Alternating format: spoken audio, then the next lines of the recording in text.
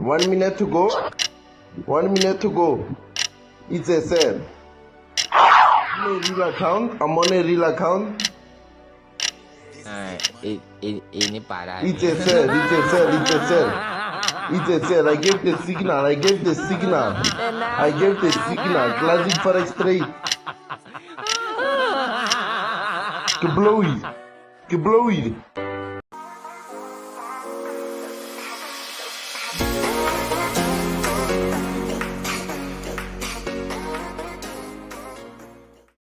Halo teman-teman, untuk mengetahui pergerakan gold akan kemana dan seperti apa, untuk itu kita akan menganalisa bagaimana pergerakan dari DXY-nya nih. Tapi sebelum itu jangan lupa like, comment, dan subscribe, terutama like-nya nih teman-teman. Buat teman-teman yang mau gabung di grup Telegram, linknya ada di bio ya, bisa langsung klik aja, bisa langsung join aja. Mau kelas trading juga link ada di bio. Oke teman-teman, kalau gitu kita coba buat menganalisa DXY-nya untuk mengetahui bagaimana pergerakan daripada XAUSD-nya juga. Kenapa? Karena pergerakan antara DXY dan XAUSD itu memang saling bertolak belakang atau bersifat kontradiktif nih teman-teman. Jadi kalau DXY-nya naik, XAUSD-nya pasti turun teman-teman. Oke, kalau gitu teman-teman kita lihat bagaimana di sini pergerakan daripada DXY-nya ini untuk time frame daily ini terlihat ya, semakin lama tuh semakin naik. Terlihat dari mana? Terlihat dari ini ada pergerakan daripada lower yang selalu membuat high atau lower high.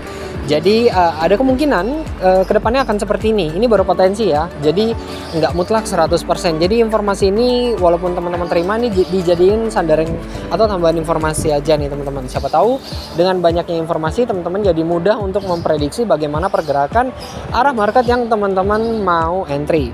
Oke teman-teman, dari analisa yang sudah saya buat di sini saya melihat bahwa pergerakan ini masih akan berpotensi naik. Jadi penurunan ini menurut saya ini bersifat sementara. Tinggal kita mencari di mana daerah demand yang merupakan daerah terkuat untuk penolakan harga. Ingat time frame yang saya ambil ini daily ya. Jadi teman-teman juga harus menyamakan perspektifnya biar teman-teman nggak ketrik atau teman-teman nggak terkecoh lah. Teman-teman di sini saya udah membuat satu buah line chart, di mana di sini ada garis yang saya ambil untuk menentukan bagaimana lower high-nya ini terbentuk. Jadi ini ada estimasi atau ada gambaran kira-kira harga ini tujuannya itu akhirnya ada di mana. Titik jenuh harga itu ketika turun tuh ada di mana. Jadi menurut saya kenaikan daripada gold atau XAUSD yang sekarang terjadi ini sudah mulai mencapai titik jenuhnya. Kemudian berpotensi besar untuk sideways, dan menurut saya kalau dia mau melakukan pembalikan arah, dia akan melakukan sebuah pola atau pattern tertentu ya teman-teman. Misalnya membuat lower low, membuat higher low, baru kemudian lama-lama dia akan menentukan arah yang berbalik nih teman-teman. Oke, untuk itu di market DXY ini kita coba untuk cari di mana letak daerah demand ya. Saya akan tarik garis di sini, saya cepetin aja udah teman-teman udah bisa lihat. Ada dua garis di mana itu adalah support terkuatnya. Disitulah lokasi-lokasi bagaimana harga itu sering tertolak dengan cukup signifikan ya teman-teman. Jadi tepat di daerah itu juga ternyata ada daerah base yang bisa kita buat untuk menjadi order block demandnya nih teman-teman. Nah di sini udah saya buat, dan menurut saya untuk time frame daily kemungkinan harga akan masuk ke dalam demand daripada order block ini, lalu membuat gerakan-gerakan atau sideways dan kemudian melakukan perjalanannya kembali ke arah atas nih teman-teman, atau reversal teman-teman, dan melanjutkan potensi harga sampai ke resisten yang paling atas teman-teman. Tapi sebelum itu teman-teman juga harus menentukan bagaimana ketika harga itu nanti masuk ke dalam daerah demandnya. Teman-teman ya kalau misalnya mau on the way langsung ke gold, langsung melakukan setup entry, ya saran saya tuh melihat konfirmasi dulu teman-teman. Jadi teman-teman yang sekiranya punya metode-metode dalam trading itu misalnya melakukan entry di engulfing atau moving average dan lain-lain, maka disamakan dulu persepsinya, nggak usah diubah-ubah, dicocokin aja teman-teman. Oke teman-teman, jadi di sini kita buat daerah supportnya. Jadi teman-teman tahu misalnya plan ini nggak sesuai, ternyata di DXY ini tembus ke bawah, harga sangat kuat, fundamentalnya terlalu kuat untuk dibendung, maka support yang dituju tuh yang mana? Nah ini udah ditandain. Kenapa ditandain di sini? Ini sesuai dengan struktur marketnya teman-teman. Oke, teman-teman kira-kira bisa seperti ini gerakan-gerakan yang mungkin akan dibentuk oleh DXY-nya. Ingat, ini baru potensi, tapi potensi ini sesuai daripada kebiasaan-kebiasaan yang market lakukan, teman-teman. Jadi apapun yang saya sampaikan ini berdasarkan kebiasaan-kebiasaan atau historical yang dimana market itu memang sering melakukan itu. Apakah ini udah pasti benar? Ya enggak juga, teman-teman. Ini hanya sekedar probabilitas, kemungkinan atau potensi. Jadi teman-teman, yang perlu diperhatikan bagaimana teman-teman bisa meminimalisir kesalahan dan kerugian. Oke teman-teman, sekiranya plan-nya itu bisa seperti ini. Jadi kalau teman-teman mengira atau melihat bahwa plan ini memang bisa seperti ini, teman-teman tinggal mengadopsi ini di market gold dengan arah yang bertolak belakang. Kira-kira seperti itu ya teman-teman. Oke teman-teman, untuk DXY ini saya rasa udah cukup, dan sekarang saatnya kita langsung aja ke market goldnya untuk kita lihat. Oke teman-teman, dimana di market gold ini di konten yang kemarin itu untuk time frame yang kecil saya membuat sebuah setup untuk beberapa pola ya, pola entry, tentunya entry buy. Ya di sini teman-teman, saya udah membuat bahwa harga ini kemungkinan besar membuat namanya flag pattern dan mencari daerah demand-nya. Namun sayangnya harga tidak ambil daerah demand dan langsung ngebut aja tuh demun. Nggak tahu ini mungkin nggak cuma sampai bulan ya, mungkin lama-lama sampai ke Mars.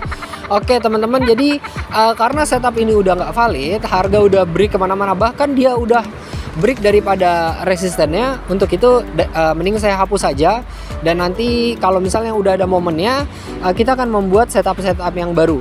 Nah teman-teman, kan ada pertanyaan, itu setupnya nggak kejemput gimana? Ya nggak apa-apa, mending nggak kejemput daripada kita SL nih teman-teman.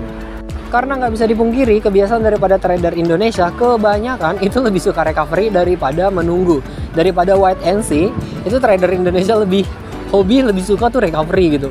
Kalau saya pribadi nggak apa-apa, nggak kejemput, nggak apa-apa saya wait and see, karena wait and see itu bagian menunggu, itu bagian daripada strategi trading, jadi nggak jadi masalah sih buat saya pribadi ya teman-teman. Oke teman-teman, ini order block yang udah saya buat, ini sesuai daripada daerah demand yang saya ambil ini adalah rally base rally. Teman-teman bisa lihat bagaimana banyaknya daerah base pada saat gold ini melakukan kenaikannya, dan daerah-daerah ini menjadi daerah demand-nya. Jadi teman-teman kalau misalnya mau entry buy, teman-teman bisa tunggu sampai harga masuk ke daerah-daerah seperti ini ya teman-teman. Kalau di time frame yang lebih kecil, maka daerah ini akan membentuk seperti kepala cangkul lah. Tapi kalau bahasa forex-nya tuh lebih ke flag pattern ya untuk setup buy. Jadi teman-teman kalau yang mau sabar itu bisa tunggu harga masuk dulu. Tapi kalau saya pribadi ya memang saya akan lebih baik menunggu daripada buru-buru ya teman-teman. Oke teman-teman, saya mau review sinyal yang saya posting di Telegram saya. Ini udah sempat running 60 pips. Jadi teman-teman yang udah TP duluan atau kena SL Plus atau BP ya selamat. Tapi buat teman-teman yang masih hold ya ini masih running aja, dan ya kita tunggu aja hasilnya seperti apa. Untuk market USD CHF ini agak ngeselin ya. Kenapa? Karena ini udah hampir dapat TP-nya, running sekitar 52 pips tapi berbalik arah lagi. Nah buat teman-teman yang udah TP duluan atau SL profit ya selamat. Buat yang BP ya kita cari entrian lagi. Dan untuk USD JPY ini sempat running 121 pips. Jadi buat teman-teman yang udah TP duluan selamat, yang udah SL profit ya selamat juga. Tapi yang udah BP ya nanti cari lagi, yang hold dan SL nah nggak perlu berkecil hati, nanti kita cari lagi teman-teman.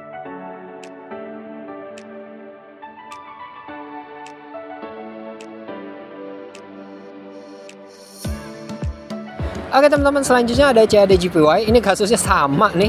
Ini sempat running sekitar 50-an pips dan dia berbalik arah. Jadi yang udah TP duluan selamat, yang SL profit ya selamat. Buat yang BP oke, kita cari lagi. Yang buat hold sampai SL nanti kita setup lagi, kita entry lagi teman-teman. Gak usah khawatir. Sinyal saya terus posting di Telegram. Yang penting sinyal tuh running dulu ya, running profit dulu gitu. Baru next time dia mau berbalik arah atau apa itu urusan belakangan. Oke teman-teman, selanjutnya ini ada scalpingan di AUD CAD dan ini udah take profit. Ini sekitar 23 pips dan ini scalpingan aja, dan ini udah selesai, udah take profit. Jadi ya congratulations, dan lumayan lah buat nutup-nutup sedikit ya teman-teman ya. Tapi nanti kalau misalnya ada setup lagi di AUD CAD lagi pasti saya share nih teman-teman. Dan ini GBP CAD, dimana ini saya share di grup Telegram kemarin, dimana harga waktu itu ada di high-nya nih teman-teman. Dan saya memprediksi dia akan turun ke daerah itu, dan bener aja turun daerah itu. Dan sedikit akan melakukan pergerakan yang sifatnya itu struktur market ya, atau market structure, dan akan melakukan kenaikan.